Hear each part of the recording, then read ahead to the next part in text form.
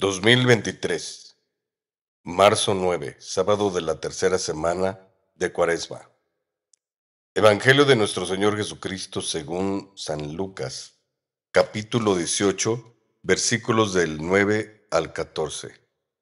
En aquel tiempo, Jesús dijo esta parábola sobre algunos que se tenían por justos y despreciaban a los demás. Dos hombres subieron al templo para orar. Uno era fariseo y el otro publicano. El fariseo, erguido, oraba así en su interior: Dios mío, te doy gracias porque no soy como los demás hombres, ladrones, injustos y adúlteros. Tampoco soy como ese publicano. Ayuno 2 veces por semana y pago el diezmo de todas mis ganancias. El publicano, en cambio, se quedó lejos y no se atrevía a levantar los ojos al cielo.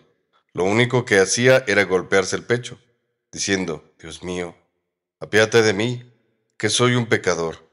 Pues bien, yo les aseguro que éste bajó a su casa justificado y aquel no, porque todo el que se enaltece será humillado, y el que se humilla será enaltecido.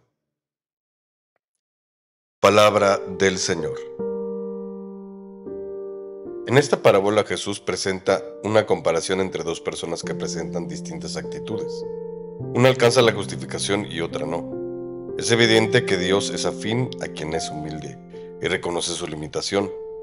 Sin embargo, ¿qué pasaría si el pecador intentara justificar su pecado mostrando cierto rasgo de aparente humildad? Ciertamente vivimos tiempos en los que no solo se desprecia el acto narcisista del fariseo, sino que se celebra y se exalta la honestidad de las personas que aceptan sus limitaciones. Hay inclusive una especie de solidaridad con el débil y el pecador, y eso está bien, toda vez que al pecador se le reconoce su dignidad.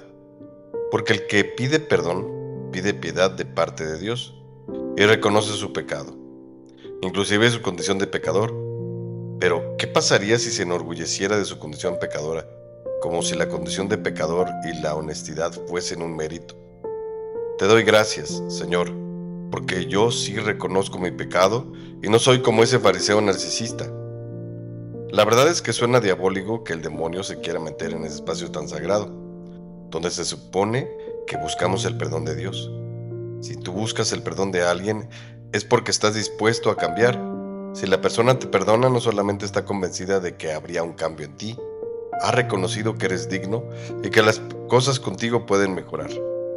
Obviamente, en el caso del fariseo, la contemplación de sí mismo ante Dios no le permite descubrir a Dios y descubrirse a sí mismo amado. No es necesaria condición alguna para que Dios te ame, y todo lo hecho no es mérito propio, sino obra de Dios.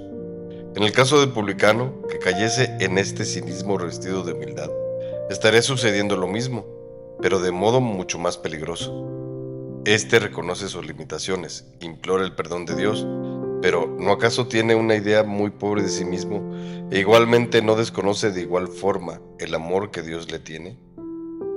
No se reconoce como amado. En ambos casos se ha perdido la conciencia de hijo, de ser amado. Se ha desconocido, sobre todo, la capacidad de amar de ambos. El uno porque se ama a sí mismo más que a Dios, y lo que hace lo hace por acreditarse él. El segundo, no el de la parábola, sino el presentado así como se presentan las cosas en nuestro tiempo, ha desconocido la obra de Dios en él y la posibilidad de salir de su miseria. Ambos han desconocido su dignidad de personas. Ambos han desconocido a Dios. Pero volvamos a la parábola. El publicano pidió piedad porque era un pecador. No aparece una actitud de justificar sus fallas o de quedarse en esa condición. Este bajó justificado. Sirva esta justificación para atender a otras palabras de Jesús ante quien ha sido perdonado: vete y no peques más.